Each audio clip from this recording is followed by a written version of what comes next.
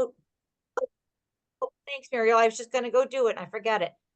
We're recording this just because we wanted to do some posts and information down the line that we can help people out. So probably close to about a year ago, I saw a post from every Canadian council. They were talking about this thing, national disability insurance. And I read a bit about it. That sounds interesting. So I reached out to Hubert and I had a meeting shortly after with Hubert and Bill. And I was like, ooh, that sounds interesting. And then things came up. You guys know things have been with my mom. And then there was the possible election that, Higgs did that cost us $11 million in the province. And so there's been so many things going on, but we got him here tonight and he's going to talk to you guys about this. And that's all I'm going to say from there. We do want to keep reiterating, and I'll say it right now. And if anyone new joins us, I'll say it then as well. This is not a past plan, so don't think you can go out and use it tomorrow. It's a ways off, but it's something that we can do, and each and every one of us can play a part in getting it started here because it's very important and it will change our lives for the better. And with that, I'm going to turn it over to Hubert. Shelley, I don't know. I think we'll just leave it at that. Everybody's sold already. You just sold everybody. Thank you, Shelley, right away for that vote of confidence. Now, some of you I've talked to before, so this might be a part of a sort of a rehash, but I'm always changing the way I present. And before everybody else got on, I mentioned that I was at a conference, and I with two other people presented to it's a wellness and disability conference about I think it was February 7th actually, so about a month ago. No, it must have been earlier. And no, I think it was February 7th. That one just seemed to go slow. But it was at a conference. We given a time slot. I think we were there for about an hour and 15 or something. And where we all talked, the three of us talked about a national disability insurance plan to the audience that we had. So I'm going to try to sort of ad-lib a bit and try to talk about the highlights of how the national disability, they call it the National Disability Insurance Scheme in Australia.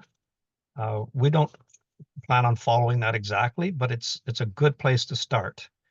And so I think I'll jump into it there. I'm in London, Ontario. So that's where I'm speaking from, and it's the traditional lands of the Anishinaabe, Haudenosaunee, Lunipiwek, I said that wrong, and the Attawandaron peoples, and recognize the land we're on. So in 2007, really, it goes back that far, where Australia had an inquiry report brought on by the Senate of Australia, and we're actually talking to the Senate as well to maybe have it come out of the Senate, which made several recommendations towards the adoption of a national disability insurance scheme. In Australia, it came from the pressure of people with disabilities, their families, caregivers, and service providers. People with disability joined forces, and they created Every Australian Counts. So that's kind of where we get our name from as well, Every Canadian Counts.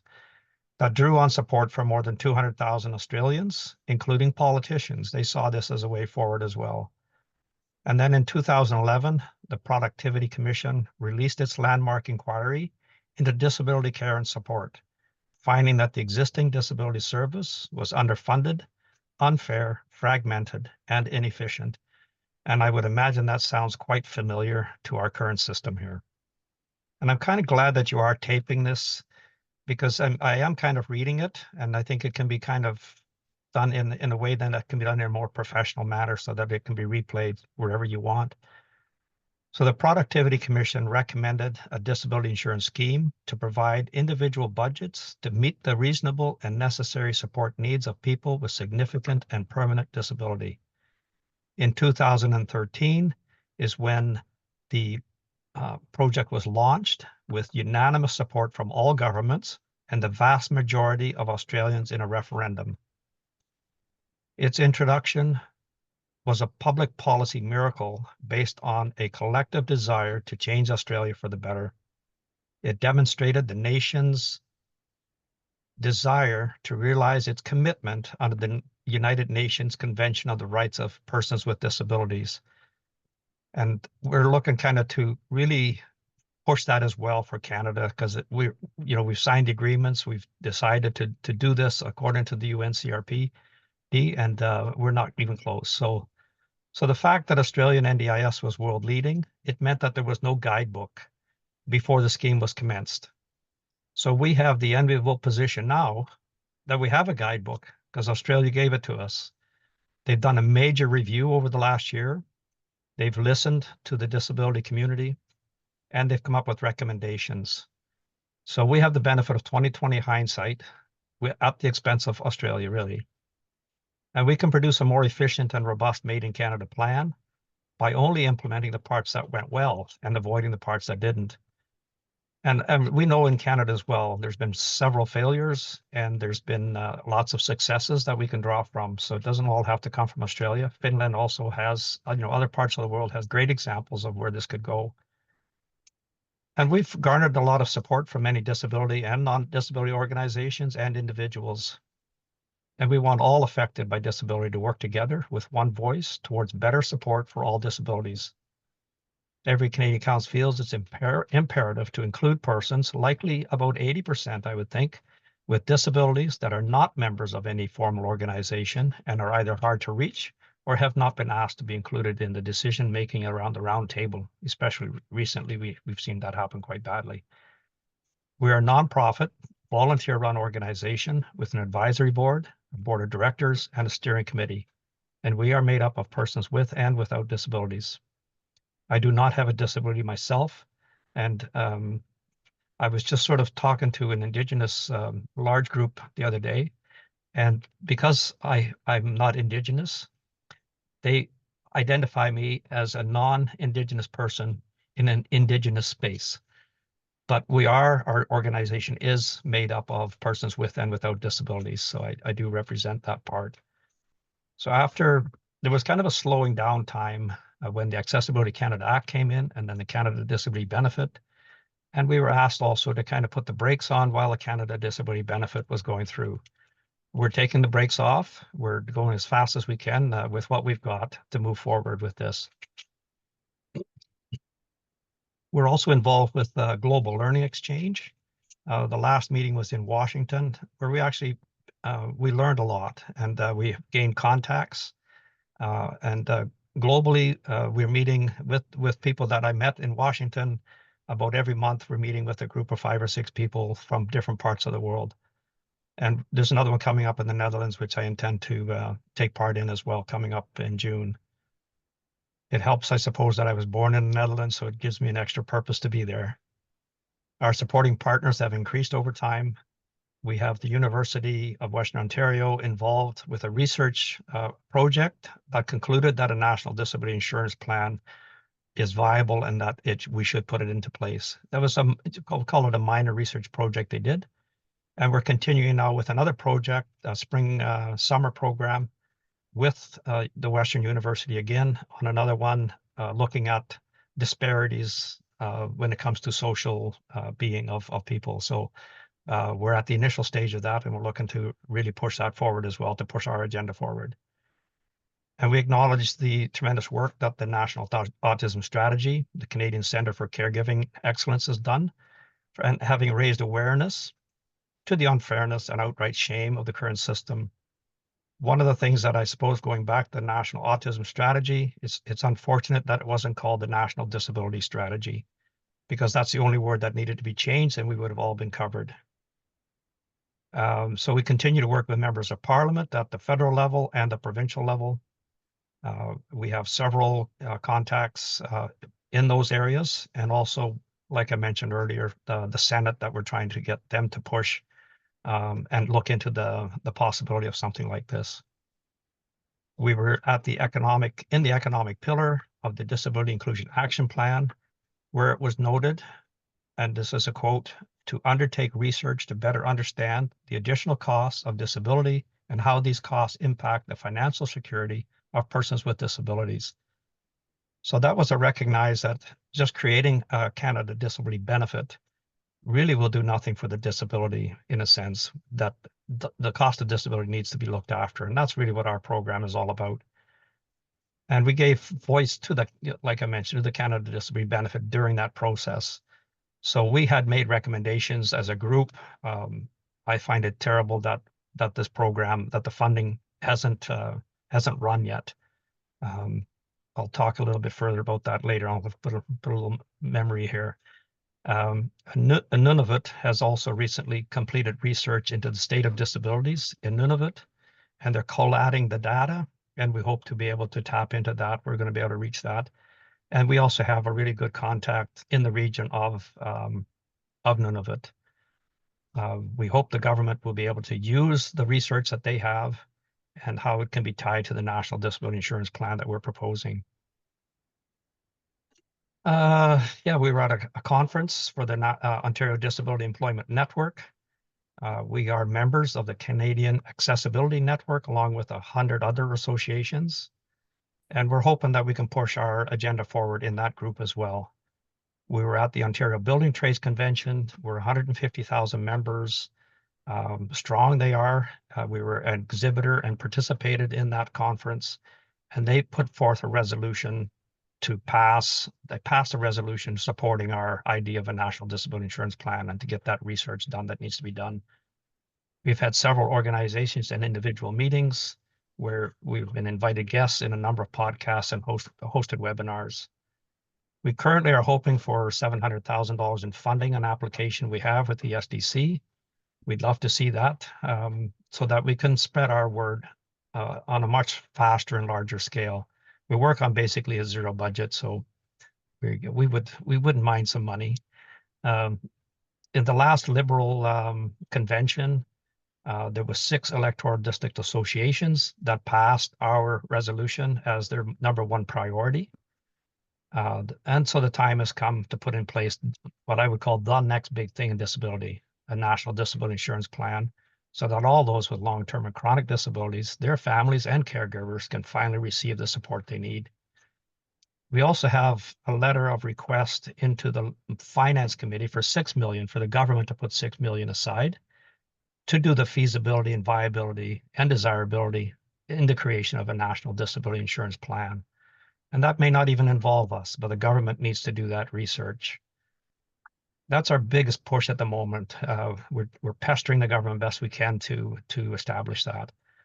The research is needed in recognition that such an idea is new to Canada. There is no design to the plan, and there's no cost-benefit analysis in place for such a plan. There is no understanding of how federal-provincial interactions would occur under such a plan and how it would affect existing disability insurance regimes, nor what the criteria would be included in such a plan, especially given the wide-ranging disparities in current provincial and territory delivery systems. These questions all need to be answered. And we're talking a major plan here. I think the plan in Australia was $32 billion last year. So it's not just a little top up, it's all the needs that you would need as a person with a long-term and chronic disability for life. So such a program would be transportable no matter where you live in Canada. If you live in New Brunswick and you say you've had enough, you can go to Nova Scotia, you can go to British Columbia, and the program would follow you. So for years, as you know, people with disabilities have been excluded, forgotten, and ignored. Disability voices have become louder, and I hear it all the time now. And they now demand to have their voices heard, to receive the support they so justly deserve.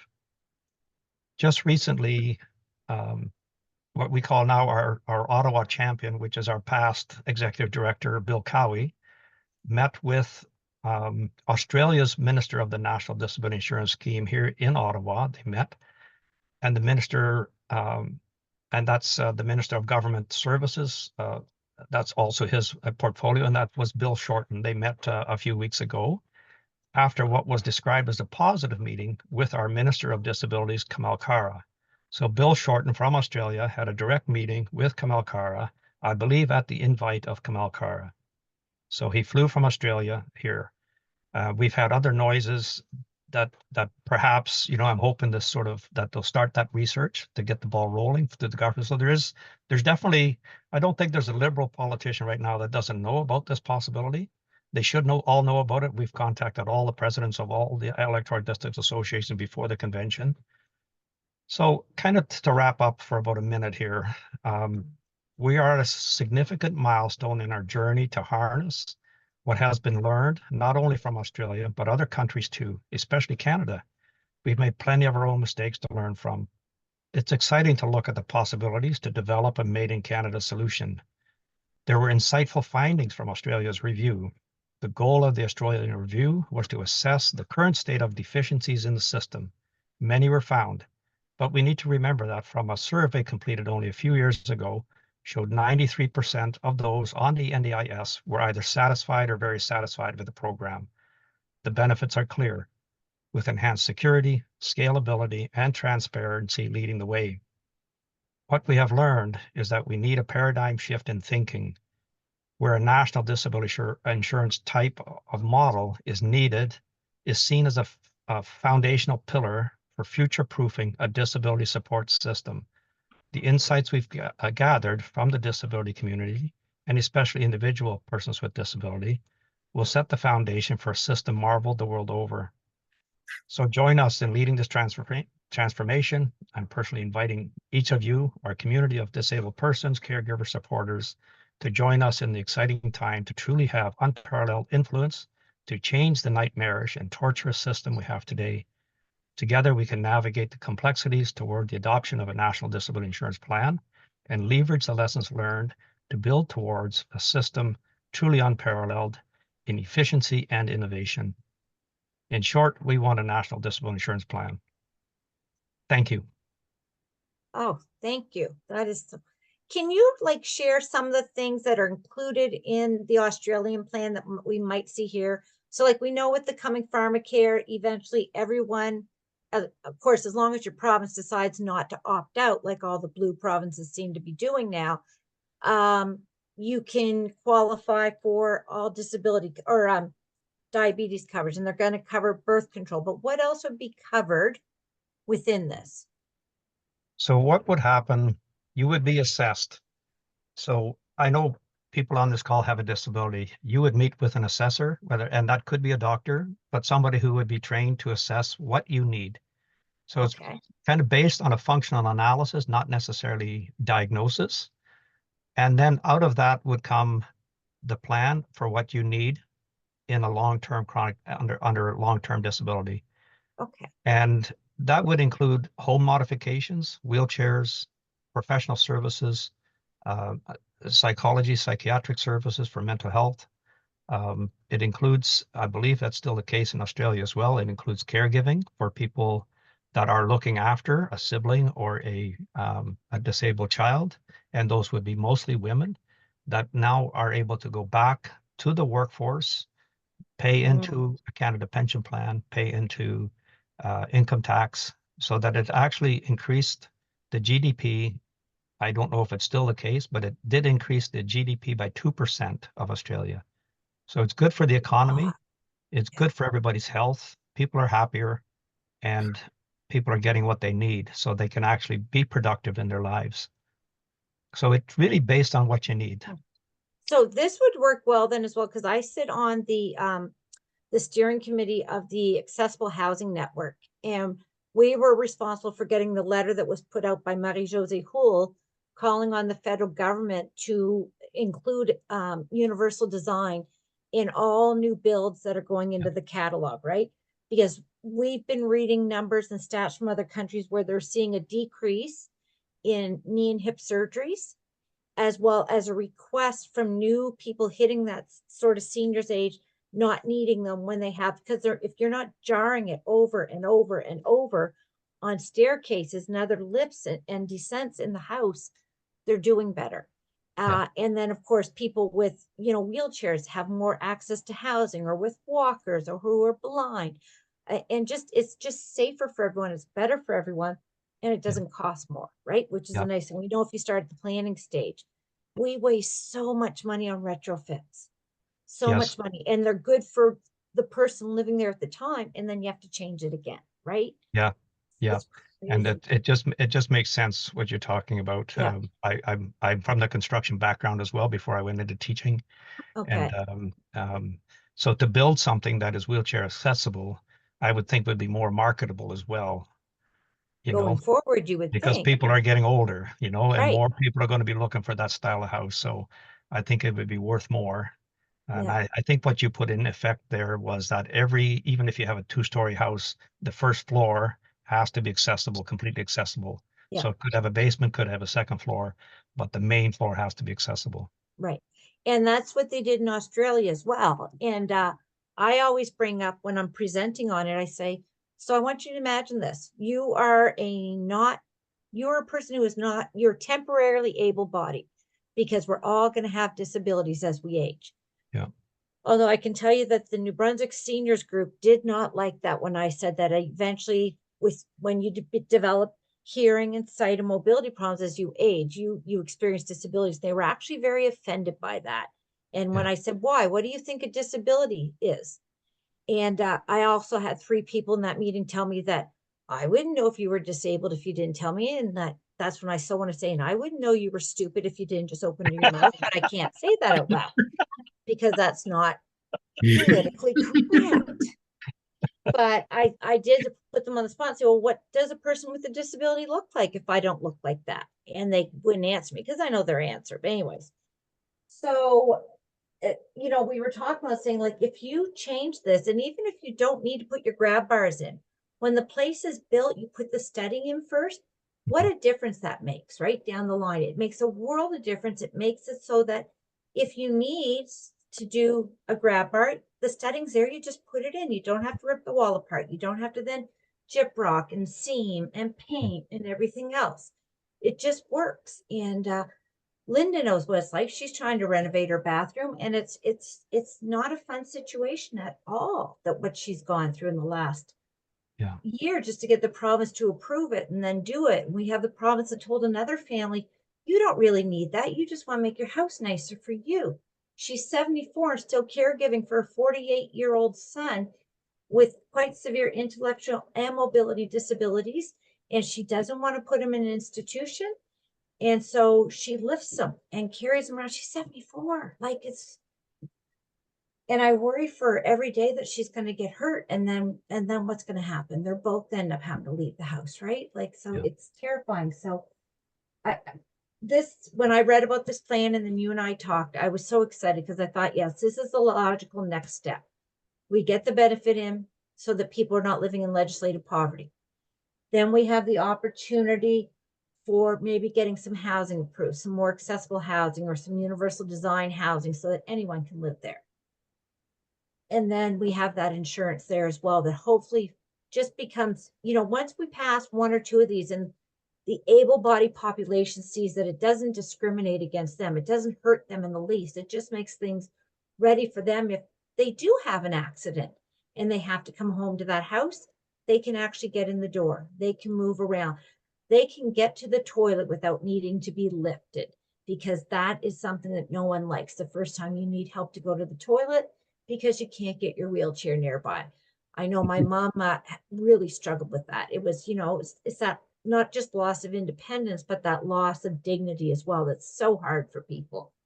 Yeah. So I think this is great. And I want to know what's in the water in Australia that they come up with this stuff and they push it so hard, Yeah. right? Because they've done it. They've done the housing. They're doing this. Like, good on them. Yeah. Because I think I've mentioned, and I'm starting to see more, um, you know, we need to move from advocacy to activism. mhm, And our chair of the board, Jonathan Marchand, who I've mentioned, he's our chair. He's quadriplegic. He fought for 9 years to get out of a long-term care home. And finally, after having his friends build a chain link cage for him, he put himself in there for 5 days until a politician from Quebec came and talked to him. And now they did a pilot project with him. And for about a year and a half now, he's been out of long-term care in his own apartment where he hires his own people. If he doesn't like somebody, he can fire them. He can go to the bathroom. He can eat when he wants to, get up when he wants to. The difference in his life is just remarkable. And now he's working, at least part-time. But his biggest advocacy right now, activism, he describes himself as an activist, and he has the right to do so if you're going to lock yourself in a cage. And so I invited him here, but he's very Mhm. difficult to get a hold of. I did hope that he might join us, but he didn't.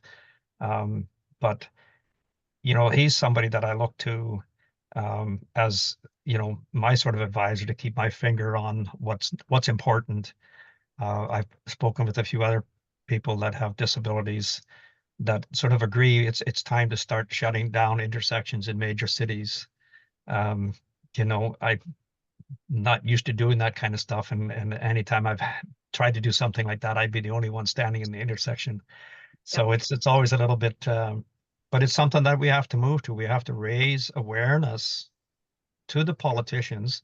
They know it's there. They know there's a better way, but they're so Mhm. busy doing other stuff. They need to be told by persons with disabilities, the caregivers, supporters, everybody, that we want this and we want it like yesterday. Yeah. And talking is advocacy.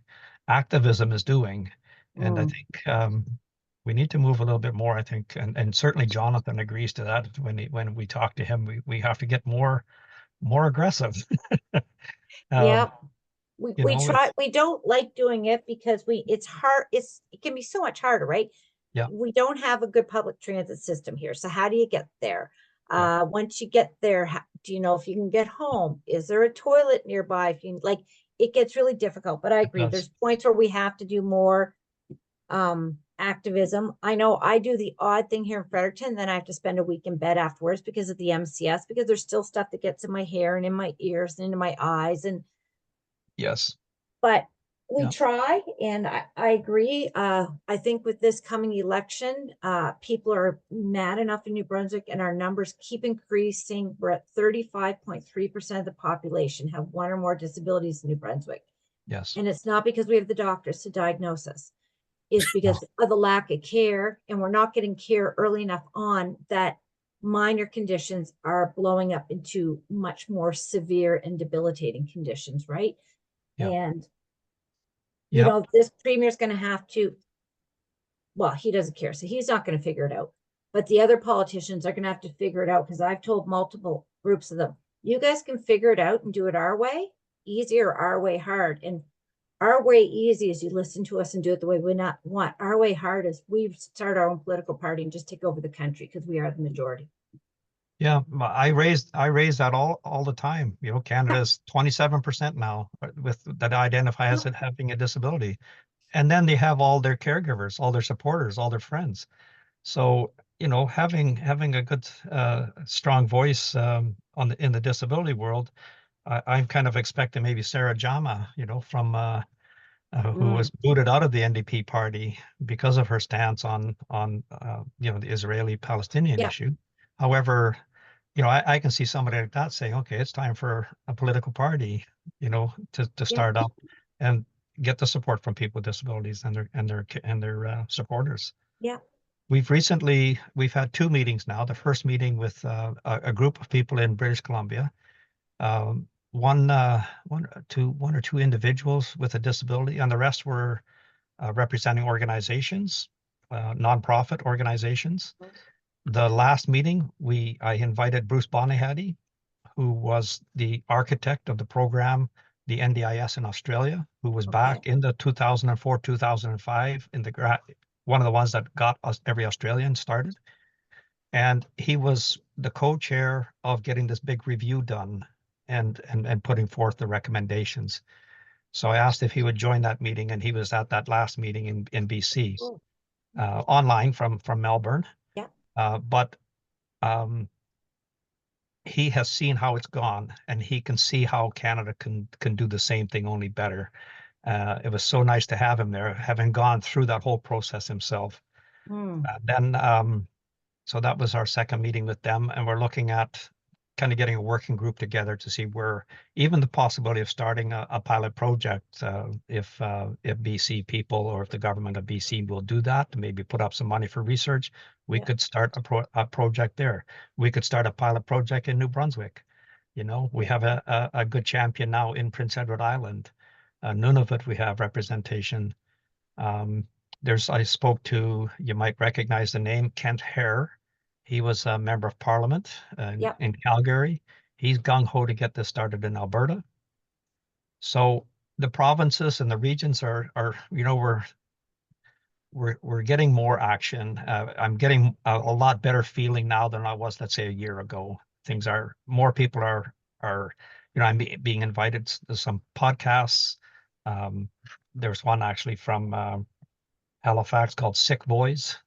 I was on Okay. their Yep. podcast. They're kind of a wacky bunch of guys, but it was a really good podcast. I've done a podcast with IWSCC, which is the um, Veterans and Disabilities communication organization, where they try to put together veterans and disability entrepreneurs Yep. with large organizations for their supply, whatever they might need for supply Okay. That's cool. procurement. So there's lots of stuff going on, Yeah. and yeah. Does anybody have any questions for Hubert? I don't I'm need to just monopolize them wondering by any when chance. you want to start this advocacy, who I would have to see to do that with. Shelley. No, Yeah, I'm kind of like I open, of course, me and my big one. I said, I know I'll be the rep here. Nobody's like, but yeah, so it is something that we want to do through the coalition work with, because we know that this benefits every person with a disability in the province, and it's a way to lead forward. And yeah, so I that's mean, kind of the thing. So like maybe Matthew, if this is something that's really passionate with you, maybe I can do an email between you and Hubert and Bill, and you guys could chat, and maybe it's something that you could become sort of our lead for this around here within the coalition, and sort of take on as a lead, because this is huge. And if we can get this started and pushing, it's another door that we can fight. And people know, like everybody right now understands times are tough. And there is nothing worse than when you have to choose between your medication and food, or your medication and rent. And because when we don't take the medications we need to take, where do we end up? We end up at the hospital. And sometimes the government is so stupid and they can't look long term and say, well, you know what? Yes, that's going to cost a lot to start. But in 2 or 3 years down the line, the benefits we're going to see in terms of mental health wellness, in terms of physical wellness, in terms of more people back into the workforce, whether it's caregivers or families just better off financially, is going to pay for itself and then some. And they need to start thinking more long term instead of just thinking about what's going to look good on the media today, because that's killing us. It's literally killing our cohort, and we I can't let agree them with you keep doing it. wholeheartedly. The big thing that I find, like I was just looking around on, like you were saying, something about job opportunities. I was looking from Newfoundland up to the Northwest Territories. In the last 3 years, we spent over $5 billion because of that we didn't have to spend on healthcare. Yep. With the travel nurses. Yeah. No, it's not it's not Okay. it's to do with the patient. Like if Yeah. say it was me, it's to deal with like if I ended up at the hospital in a mental health crisis, because I used to really have a hard time accepting the fact that I need help, and it really affected me. And I actually went as far as asking my doctor about MAI. ID. Yeah. I've had 3 requests this month of people to have, can you help me with get the paperwork and the information on that? Not because their disability is at that end stage yet, but because they just can't cope anymore. They just cannot cope. They have no one else they can turn to financially. They're about to lose their housing. They can't afford rent. There was that $200 bump in CPP, and right away the landlord put the rent up $300. So they're now further in the hole than they were.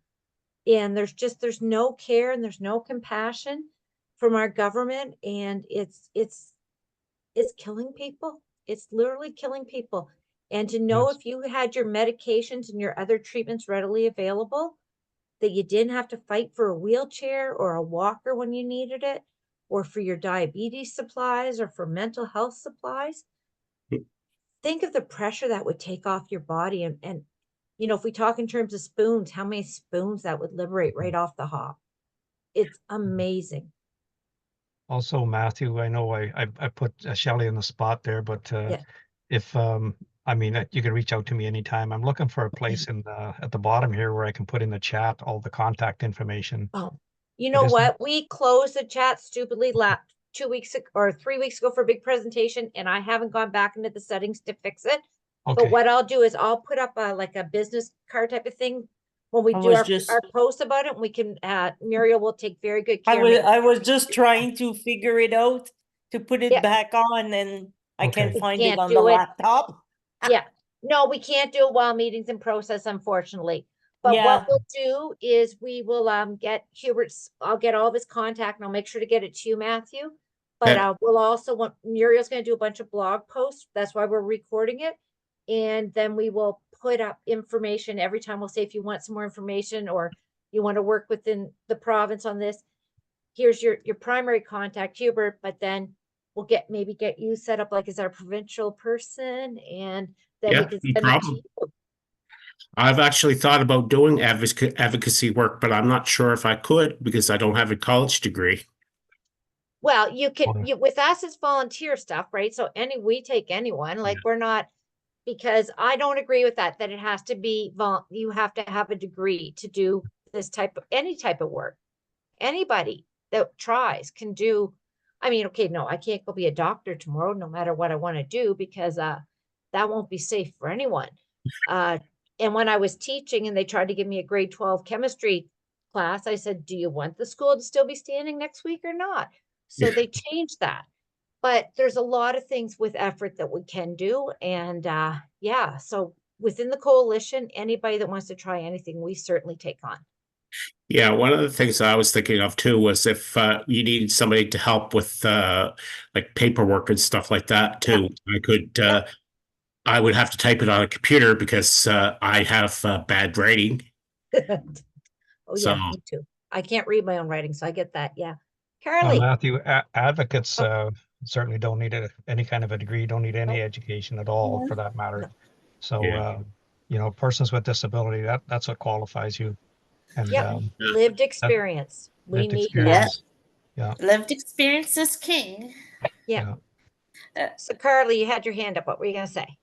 Yeah, like I'm still, well, Matthew, you can also do, if you have certain skills, like say, for instance, I'm using my writing to write a universal design based sort of story, and I know I've talked a little with friends, like at church and others, and in the writers group, sort of, they think like universal design should be a sort of like a gimme, as they would say in the golfing world, a no-brainer, in other words. Yeah. Well, and I think that's what it is. People have this misnomer that universal design is going to cost people so much money. It's just going to be because all they can relate it to is retrofitting older homes, right? Which can be really expensive. Mhm. So if we can keep getting the information out, especially that CMHC has studied it and it's 0.001% more expensive. That's it. That's nothing. That's a coffee on top of the cost of $1 billion bill type of thing, or a $10 million bill. It's like a 2-4, and that's all the difference. And it's, you know, so why wouldn't we do it to make sure that it works for everyone? Yeah, like I know one of the things I highlighted was sort of the wider hallways would decrease the amount of damages they'd have to pay for. Yeah. And that landlords would have to touch up between moves and everything else. And for seniors, it lets them age out with dignity at home, which is so important. So important. I had my grandmother. That's the first thing that she told us. She wanted to age out at home, and the night that we got told she was going to have to be put in a home, she passed away. So Yeah. I think that's what my mom's body's doing to her, because she knows she's on her way to a home, because she just can't be alone anymore at all. And I really think that's why she's seeing such a decrease in everything, is because she's ready to go. She doesn't want to go there. But then I told her there were a bunch of single men, so maybe she will go. You never She know. likes the boys at 79 still, I tell ya. Jessica. I just want to say, Hubert, thank you for being here. It's really good to hear about the Every Canadian Counts and the information that you're bringing to us. And I think it's really interesting. We're talking about advocacy versus activism. And I'd love to hear more about what you think we should see going forward with advocacy versus activism for the Every Canadian Counts initiative. Yes. I don't know if you might recognize the name Mitch Tremblay. He's talked to Al Jazeera, he's talked to Australia, he's talked to several people. He has a person with a disability. And I speak to him on a regular basis, private chat sort of thing on Twitter. And we were talking about this just the other day, and he said his biggest dream is shutting down Bloor and some other street in downtown Toronto, so that all the rich people, those people that have everything, we interrupt their lives for a moment and block the streets. That's what they did in Australia. I think that's kind of, I looked at another sign, Injured Workers, Ontario, there was only about 3 or 4 people, but they had the signs, they were on a corner. They didn't shut down traffic, but they were out there, they had their signs. And I know that not everybody can get to the places where something like that would occur, but there are several that can. And, the other thought of it as well is that, if we're fortunate enough to get some money, we can get a bus or something, Yeah.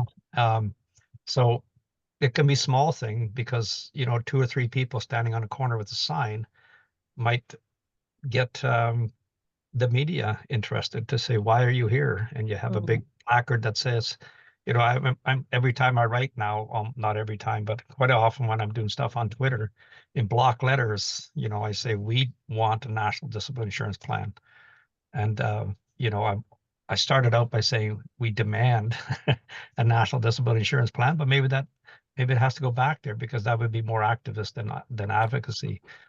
Talking is advocacy and hoping for the best. And activism is really taking, physically a stand somewhere to say we need this. So I think if we can, I think, I really am sort of thinking how can we shut down the streets in Toronto and Ottawa? Absolutely. I've been involved with that before my disability was bad with the previous York 3903.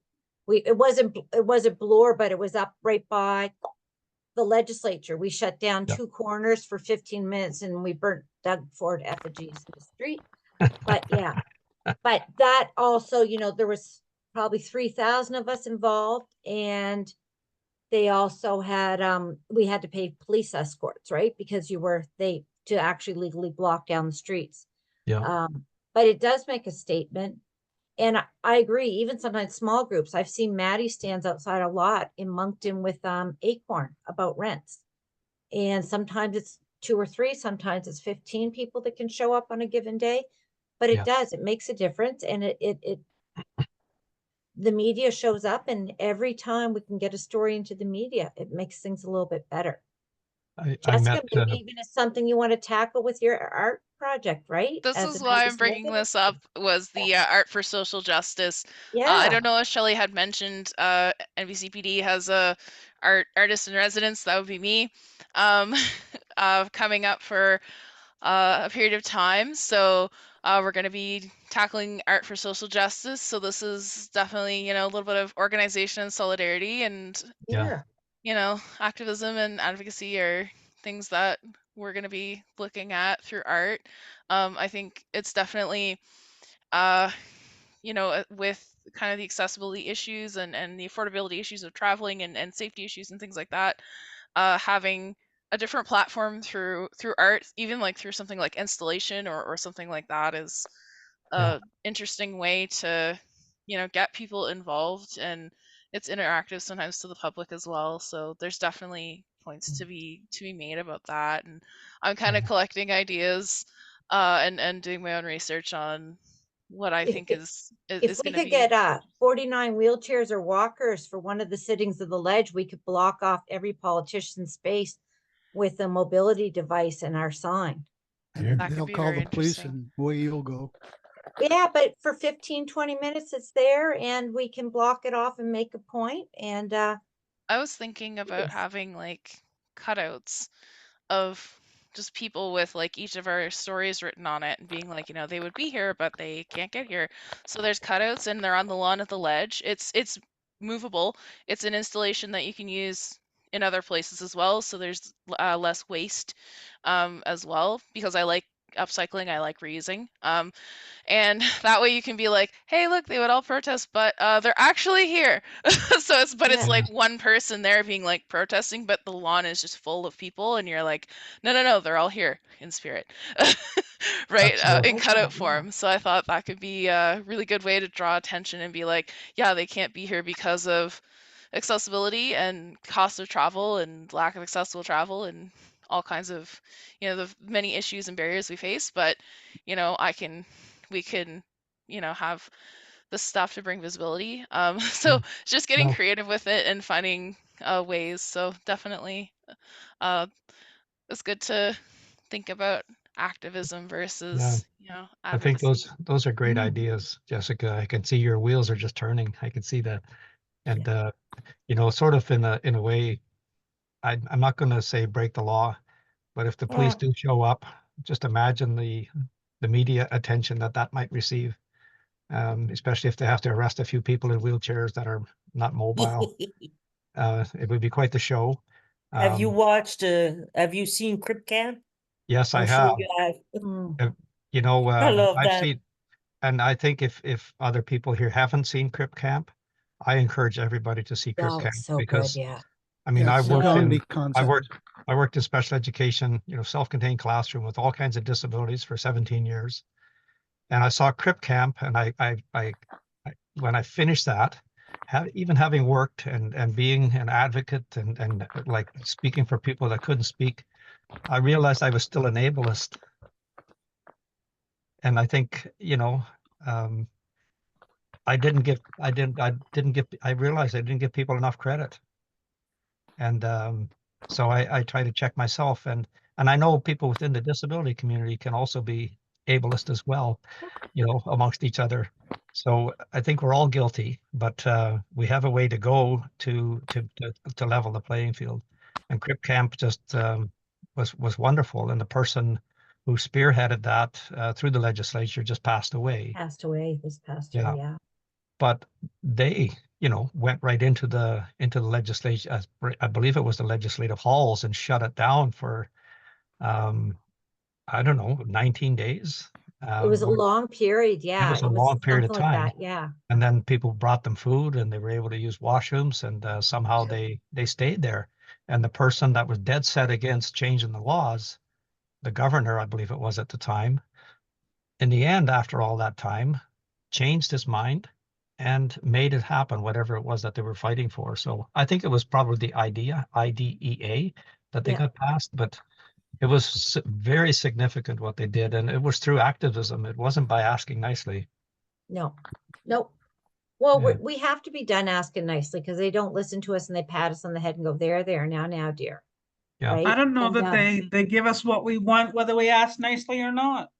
Yeah, so it's time to, I mean, I don't know if you know, but just a few examples of some of the terrible ableism here in New Brunswick. So this past week has been the Canadian Special Olympics out in Alberta. New Brunswick government didn't even say anything till late Thursday. It was the first time they put up a post about it. By that point, we'd already won multiple medals.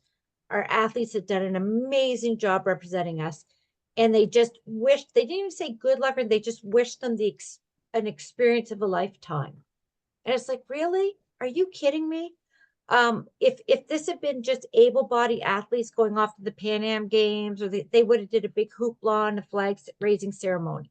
But you know, it's just the Special Olympics. So like, no, these athletes work just as hard, and they're representing our province with pride. And we owe that back to them. Like that was, and when we started posting with that, some people got really mad. So maybe what they were like, are you kidding me? And I'm like, yes, because this is what our premier thinks of us right now. We cannot get any type of ASL or LSQ with any provincial announcement. So when the province does announcements, they did for a while during the pandemic, but they've stopped now. And when you request ASL or LSQ announcements, they go, nope. And they said, you know, they're sort of like Elon Musk. Well, if there's captions, why do you need that? Elon Musk has said, why would we need ASL or LSQ anymore? There's captions. Well, because captions go fast, they don't always pick it up perfectly. And ASL is a language onto itself, just like LSQ, and they have the right to their language and their culture to be honored. But in New Brunswick, nope. Like Yeah. it's terrible. But Yeah.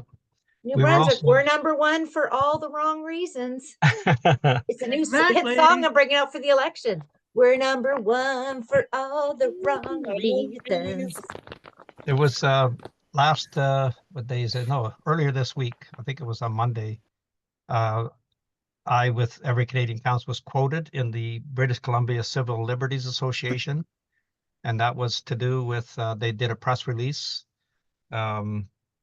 That was to do with the Canada Disability Benefit, and it's still not rolled out. People aren't getting their money. There's no DERB.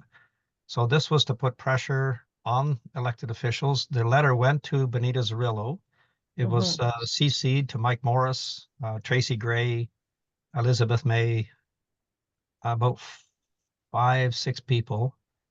Where and my quote was to do with the Canada Disability, how shameful it is, really. I don't have the quote with me. Yeah. How bad it is that money is not rolling yet. That money should be rolling, and it's still just like they're just stalling. Yeah, well, they don't even have moves with any of the provinces, and that's mostly the provinces are fighting back. The provinces do not want to sign, well, some provinces do not want to sign a move, right? Because they still need a memorandum of understanding because it's a federal benefit coming into a provincial. And our premier's been quite clear. He wanted to try to do clawbacks. He's been told under no uncertain circumstance can he do a clawback. Yeah. The Liberals have committed provincially that they would not try to do any type of clawback on that money. And Yeah. they said that they will make it an election stance if this is still in the media prior to the election, that they will commit to this in public come election time.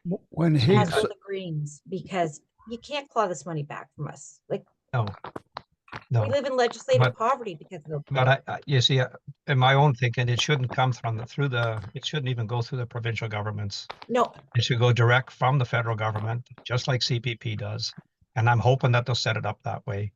Well, I think that's what they're planning to do, but Yeah. then the province wants to say, okay, fine, you're getting more money. Yeah. We're gonna make you pay more for your rent subsidies.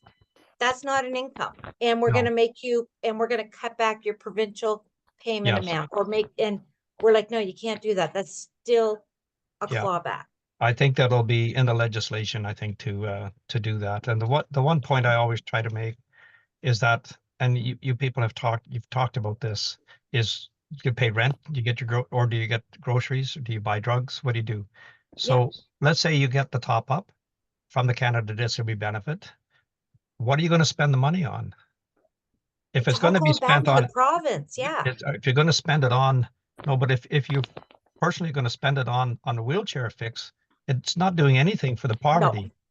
No. So that's why poverty and disability are two separate items. They have to be kept separate. Yeah. Because to think that with this little disability benefit, all the cures of the people with disabilities are going to be cured, it's just not going to happen. No. And so that's why, and that's why we have to really make it known to people that this is like a small Band-Aid on a big wound, and it's not going to fix the disability world. It's going to help. At least it's something. It's better than slapping the head with a frozen fish. But it's still not nearly enough. Oh, I like that. Oh, so Matthew. I've got to use that one, a slap Yes, in the head with a Shelley frozen laugh. fish. That's one I've never heard before. I like it. Shelley. Oh, Matthew, you Oh got my your hand God, up. I was muted, but I was laughing out loud here. Kathleen. I think Taz has a question. I saw his hand go up. Yeah, I saw Taz go up and then come down. So Taz, do you have a question? And then I'll go to Matthew after that. Premier Higgs has basically coordinated with unions, and one of the things that he wants to do is exactly what Hubert is talking about. Anything to get the disability costs off of his hands. Yep. He has been playing with everybody's pensions. He's a master at conquer and divide, and he is a man that worked for Irving's, and they're not about people. Nope. We're in a country today that seems to be an autocratic. If anybody knows what that word is, it's basically we're not democrats and we're not authoritarians anymore, but we're somewhere in the middle. Higgs is that way in our province. Trudeau is that way for the country. Nobody's speaking to each other, and everybody has an ego, so they think that they are going to make the most correct decision. It does come down to what do our resources have. 43% of Crown land belongs to the province. I think it's 37% belongs to the federal people. There's all kinds of stuff that goes out there, and they give lip service to reconciliation, disability, everything. But there's lots of resources. It's how you spend your resources. I'm ex-military. Do I believe the military? I don't want the military to exist, but it's a necessity as long as we don't have what I would call a League of Nations. It should be called the League of Persons. Human rights has to be right across the board. Everybody. We got to get rid of the Putins and whatever. And we control that vote, but people do not believe that they are in control.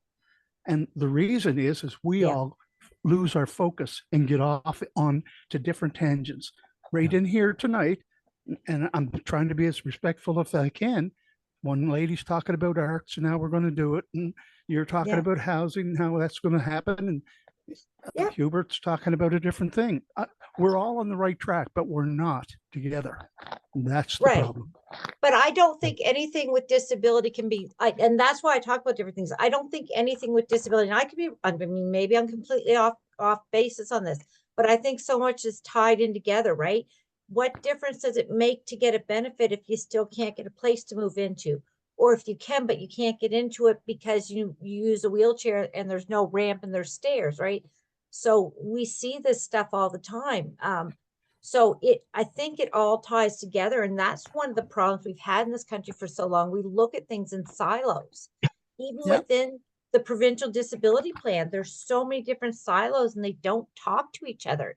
And it annoys me to no end because some people have to talk to 14 different people at the provincial disability department to get a basic service that should be easy to get, should be a flip of a switch and boom, you get these benefits.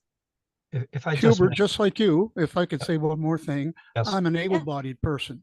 The reason I got interested in this group here is I wanted to reach out somehow and help. My objective of helping is my daughter went through getting injured on the job, and 15 years I've been backing her up, supporting, and I've got a little at a time, but it takes about a year to do one thing. Then they bring up another. Then you got to go after that. The court system is not in your side. It's in their pocket.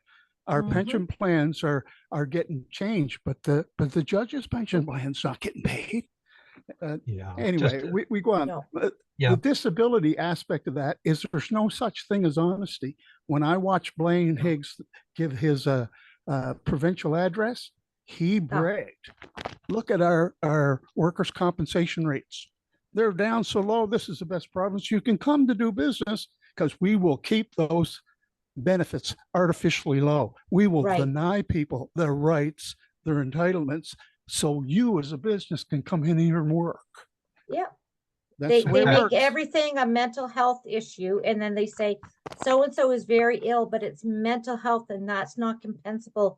You know, I have one of my daughter's best friends in rail and got her hand caught in a jam, like between, I don't know what they're called on the train, the couplings, and she lost her hand and eventually had to be amputated to the wrist. And this was 2 years ago. and they actually had the audacity to ask WorkSafe to come back and say it was a mental health disability. Taz, if I may, and I'm sorry, Matthew, No if you problem. don't mind for a minute. Taz, I believe, you know, what you just mentioned is that's exactly what every Canadian council is trying to do, is Yeah. bring all the voices together so that we don't have all these different people fighting for that little piece of pie. And I think once people get behind a national disability insurance plan, they will see that all these pies will come together in one pie. And that's really what we're trying to do with organizations, individual peoples. We don't represent any particular group. We're just trying to represent everybody to be part of this, you know? And I think that's our goal. So, you know, we've got, like I mentioned earlier, the autism strategy. They should have changed it to disability strategy, because that would have been all inclusive. Caregiving is, again, it's one piece of the pie. It's a big piece. It's probably the most important piece because of the caregiving. Yeah, But at some point, that all has to sort of come together. The money has to be collected and properly dealt out based on people's needs. Yeah, And, it comes under or down to trust law. There's a settler in trust. There is the trustee, and then there's the beneficiary. Now, there can be 3 or 4 people, because the beneficiary and the settler can be the same person. But the trust person, which is administrative law in our land, makes up their own friggin' rules. They're not, if you look at a trust, the trustee's not supposed to change the rules. He can write administrative accolades to how I'm going to perform this, but he don't get to change the rules. And that's what's wrong with this country. Every department in government becomes authenticated, which has no authentication. The one thing that they come up with in Australia was Kirsten Dean. Actually, she was one of the people all the way through as well, and was also involved with the review. And I heard her speak a couple of years ago, and she said what really helped bringing a national disability insurance plan together was the 90-10 rule, the 90%, the 10% rule. We can all agree on 90%. It's the 10% where you get stuck in the weeds, and people throw their arms up and they disagree with each other, and it's all lost. So we have to agree on about 90%, and that 10% will work on that, you know. But if you could stay focused on the big picture, and that's the 90%, the 10%, okay, maybe it's not that important, you know, that I get my point across, or that, you know, that people do want to get their piece of pie, you know, and they want to get recognized for that. But I think if we stay with the big picture, and that the current system is messed up, and there's a better system, and that's really kind of keep it in that scope, and that everybody would fight for a national disability insurance plan. It basically, initially it was taken off as a deduction from your paycheck, just like CPP, just like employment insurance, and they put it into a separate fund. It's administered, it's kept separate, and that nobody can touch it. The last government in Australia tried to make some changes, and they got voted out. Good. And rightfully so. So that's really what I think what every Canadian council is trying to do, is just unite voices. Yeah, and how can we unite? I'll support you. You sound like you know what you're doing. Thank you, Taz. Thank you. Go ahead, Matthew. I was just going to try and say, where our fine election's about to happen here in October, why don't we have a thing where we try and bring all the accessibility issues to the task and put it out into the newspaper, even more so than we have. We do a report card before every election, and we tend to get quite a bit of coverage on it. So last time, and this time actually what we were talking about doing, and then we didn't know if we could do it because it looked like we were going to have that early election call. So we worked with the Common Friends for Social Justice, because they have a lot of similar things, Acorn, and there's 4 or 5 groups that want to work together. And we wanted this time, screw chasing the government, the politicians around saying, well, what's your platform say about this? We're going to go to them with this is our platform. How are you going to respond to it? So we demand, as the majority, we demand to see this, this, this, and we have to go to that 9 to 10, right? Because we're not all, but we keep saying if we could have the non-negotiables, so housing, accessible and appropriate housing at an affordable rate. And affordable isn't $100 under market rent because market price is ridiculous right now. And we need to have access to proper education. Kelly Lamrock came out with yet another report saying so many students with disabilities in the only province with official inclusion, they're being excluded. And then we know we need access to medical care and health, right? And that would include what we're talking about here, this prescription stuff, right? Because if you're on CPPD, after 3 years, you lose your health card.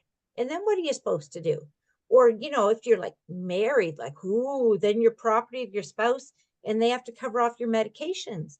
You know, well, sometimes that can be really expensive. And then where do we end up in the hospital, which costs way more money?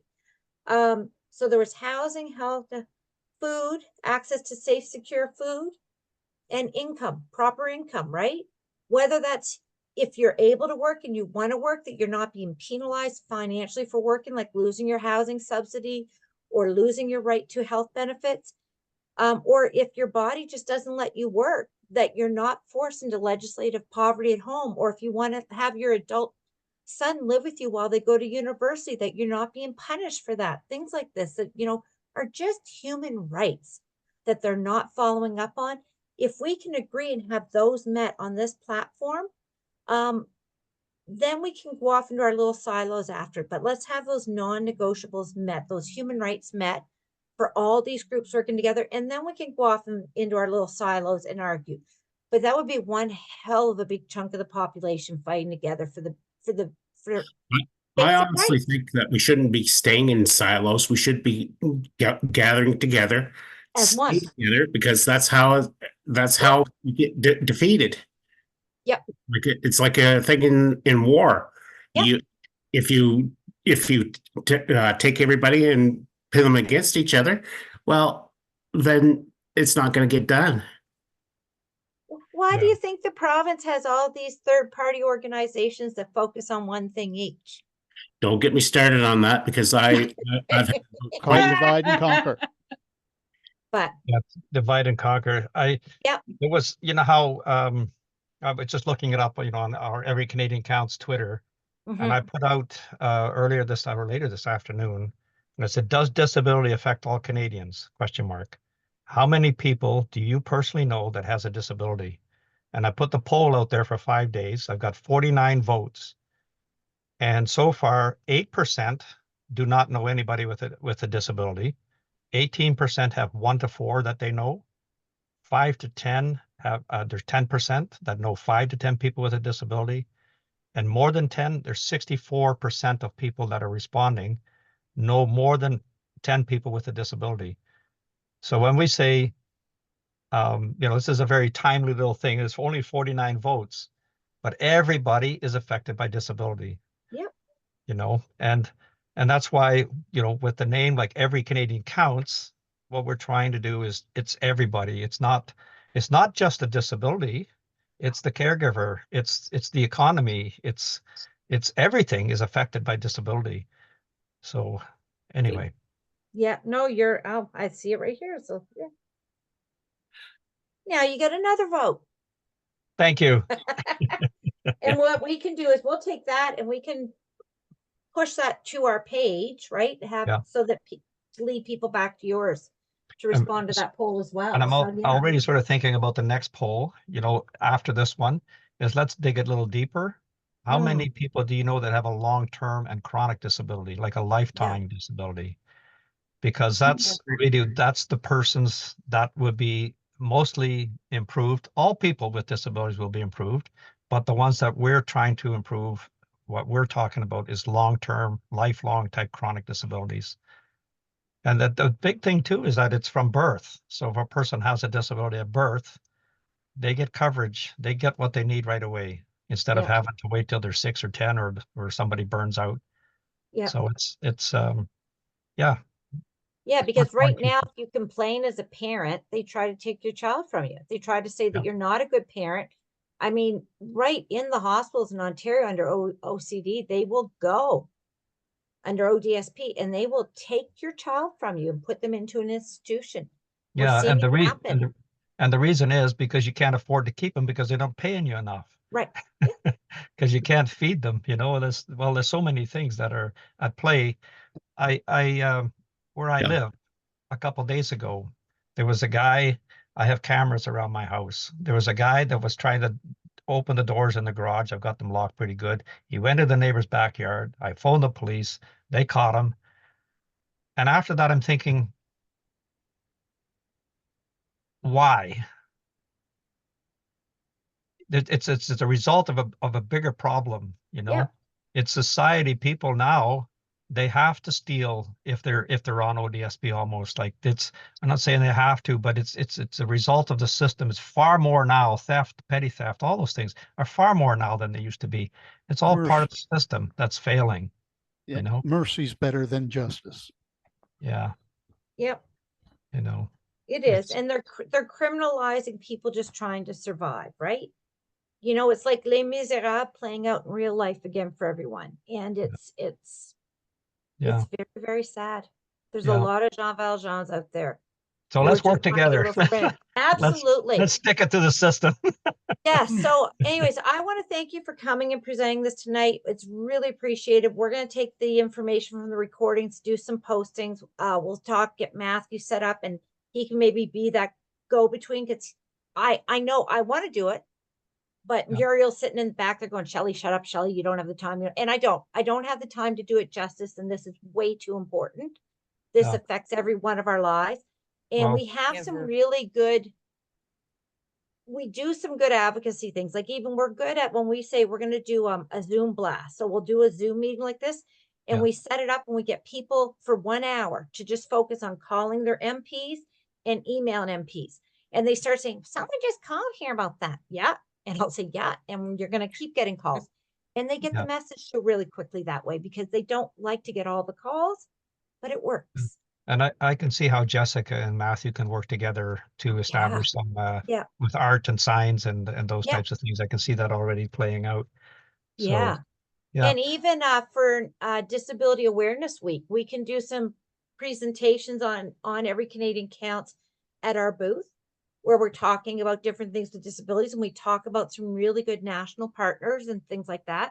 And we usually talk about disability without poverty and definitely talk about this plan because that will drive people to your site to learn more. And that's the more people hear about and learn about it, the better it's going to be, right? Yeah.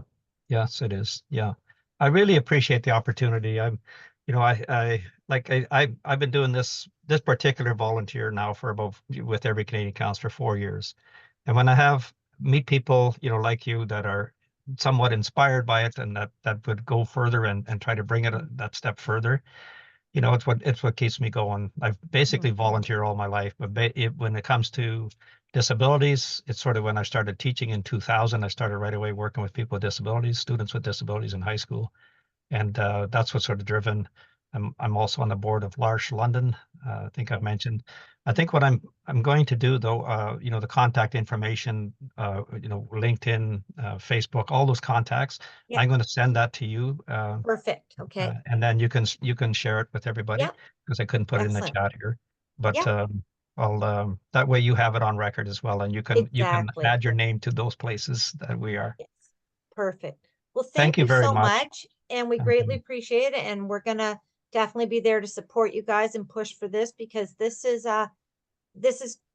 can change lives for everyone here and everyone in New Brunswick, because like you said, everybody's touched some way, right? Whether it's for you yourself or for a family member, for a grandchild, I even just look at what our youngest little guy's going through because he's got a speech impediment and how long it took just to get some SLP for him.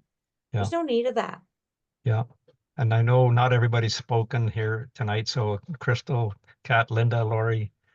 If you guys have questions or you want to say something, please, you don't have to raise your hand. You can just say something. You know that. Question, comments, anyone before we go? I like say question, comments, or pearls of wisdom. Yeah. And don't forget the slap in the head with a frozen fish. That helps. No, I love that one. What about, I've been thinking about a community thing where we have like a communal grocery where it's based on a person's income. What do you think of something like that? Could you repeat that, Matthew? Sorry. It's what I call a community grocery, and it's based on a person's income, not Yeah. on not on the basis of if it's $300 that you're doing, but you only make like 500. Yeah. It'll be based on your income, how much. Yeah.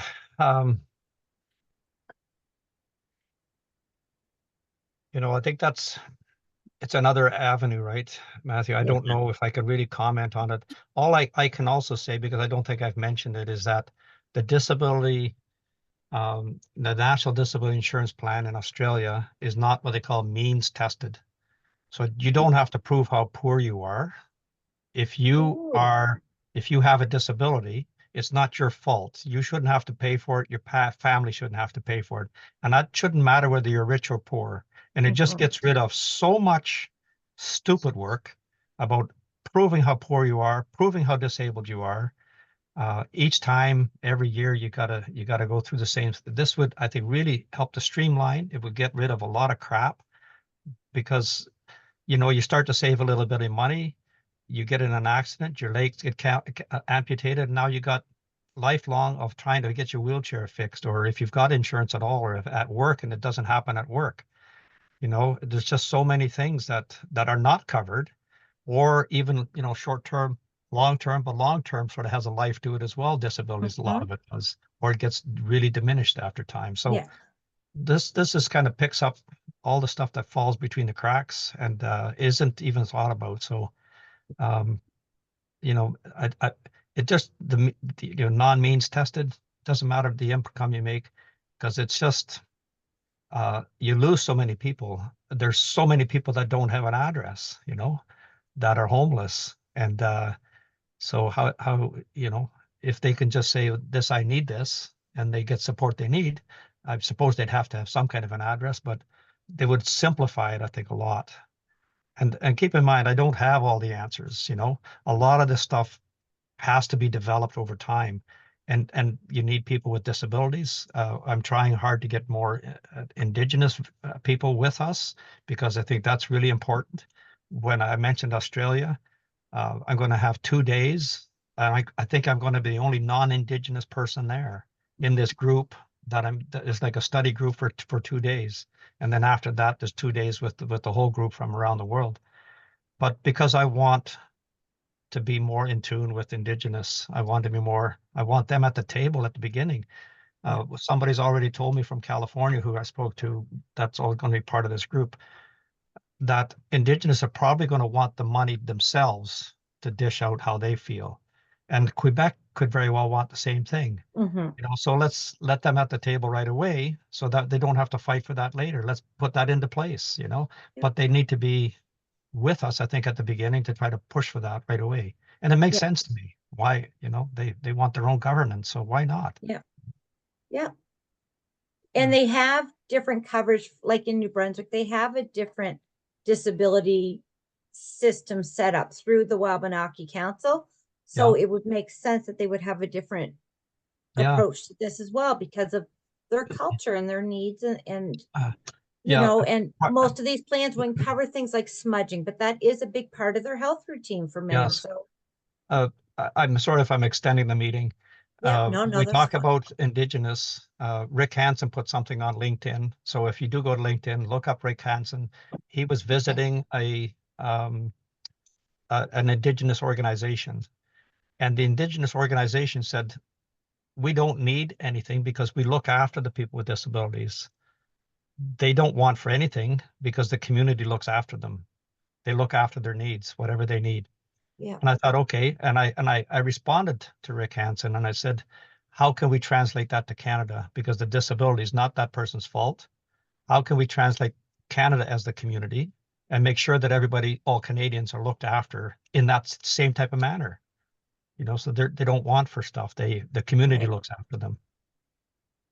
And I wonder myself how much they maybe are able to identify and look after people with chronic invisible illnesses that are not easily identified and that there's no care for per se, right? So that those are harder ones to care for, because if the person's not coming forward with their disability, they're probably not getting that care.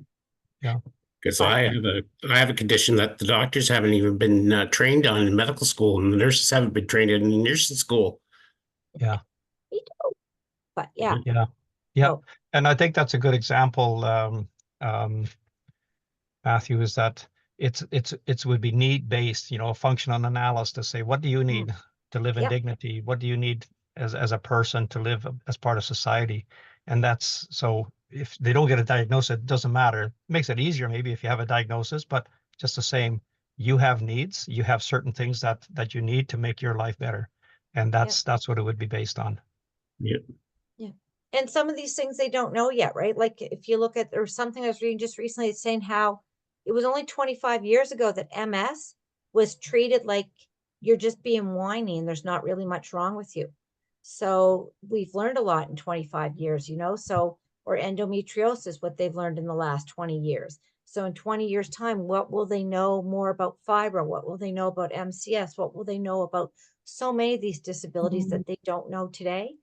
And Rare diseases. Yeah. yeah, yeah. the mystery disease in New Brunswick that's affecting well over 300 people, right? And it has killed a lot of them. Like, what will we know in a few years that we can use to help these people? Because that just takes someone from being very active to almost being unable to move or function or think or talk almost overnight.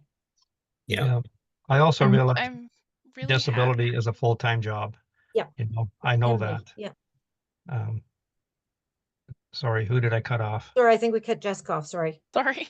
I wanted to mention I'm really happy that you talked about like the Australian benefit and how it's not means tested. I think that's so big because there's so much means testing and means testing excludes so many people and they fall through the cracks. So it's really cool to hear that and to think like, wow, they've done it in Australia. We could have something that's not means tested here and it will work.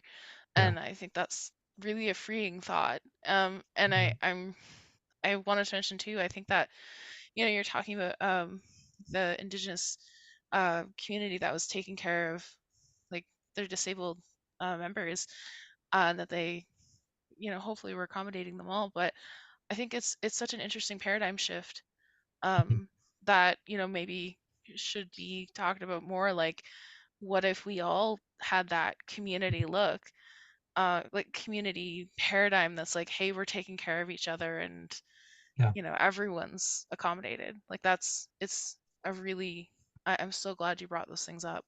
The country needs hope. And I think, Yes. you know, any politicians right now that will speak with some hope and some, you know, I would hope that they would get in, you know, the ones that would pick up the cause of a national disability insurance plan.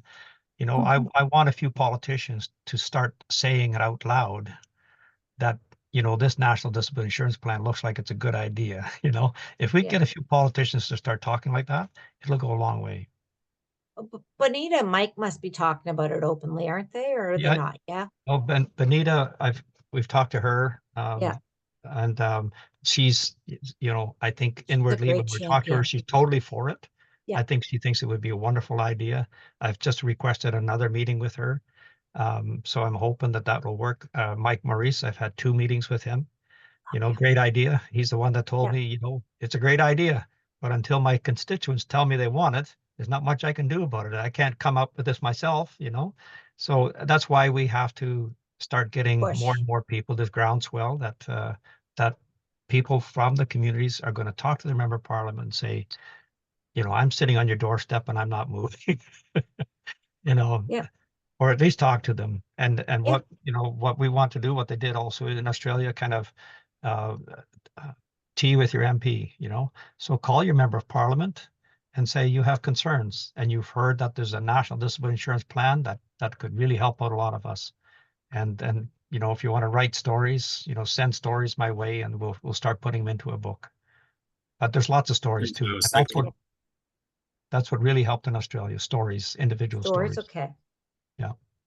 I wonder too, just quickly before, we have a really good working relationship with the New Brunswick Medical Society. Would Mhm. that be beneficial to have them push for Oh, yeah. this a little bit? Absolutely. Yes. You know, if they could look at it and see how it would improve people's health, right? Absolutely. They've been really good. Like we worked with them and that's how we got mammogram chairs because we were the only province without them. They're now working with us. They're opening up a large major medical clinic here in Fredericton. And they've pushed Horizon Health to say, you need to work with these guys and make sure that that place is accessible from all lenses before it opens the door. So yeah, they worked with us to have doctors think about how they set up their waiting rooms so that they're accessible to everyone. Just little things like that, but it makes a difference. Yeah.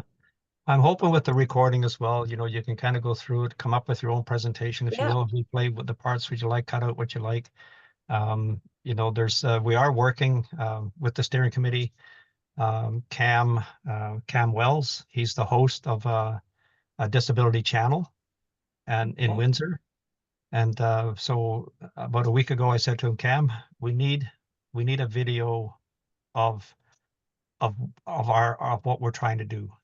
And you know, I think what you had mentioned, get the name straight here. Here you are, Jessica, I'm sorry. You know, for somebody to, let's say, do a little video clip of all those signs, you know, on the lawn to say we'd be here. You know, we're here in spirit. We made the sign, but we can't get there because you know, because of this. So that almost like a little trailer for a movie to get people excited. So that's what Cam is working on. And we're working on with also Laura McLean on our steering committee. I've asked her put together what we would say would be our point of view, just a short thing that everybody can use, maybe I'm going to say maybe 100, 200, 300 words that everybody can use as a main pitch, that's our pitch right there. And so we're trying to get more zero in exactly what we need to bring it forward in simpler ways. And the person, I'm reading this one book right now, and they say that the U.S. Constitution has 1,375 words on it. If your point of view is anything bigger than that, it shouldn't be nearly that size. You know, you should be able to get your point of view across a lot quicker than 1,375 words. It should be very succinct and easy for people to wrap their head around. So we're working on those. We're working on those. Something I want to mention when you're talking about like getting your point of view across succinctly. I deal a lot with this in my clerical side of art, is talking about the how, what, and why of things like with grant writing or project proposals or things like that, so that you can explain to people who might be non-artists. They might not understand what you do because, you know, we all do different things. We all live different lives, especially, you know, when you have disabilities, we live very different lives.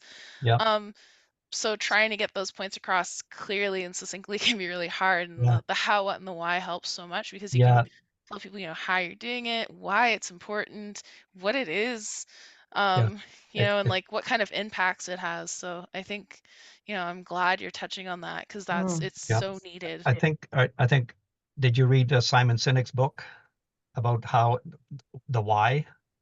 He did a book on why. And you have to know your why. Why are you doing this? Like why? This other book that I'm actually reading now that I'm really getting a lot out of. It's called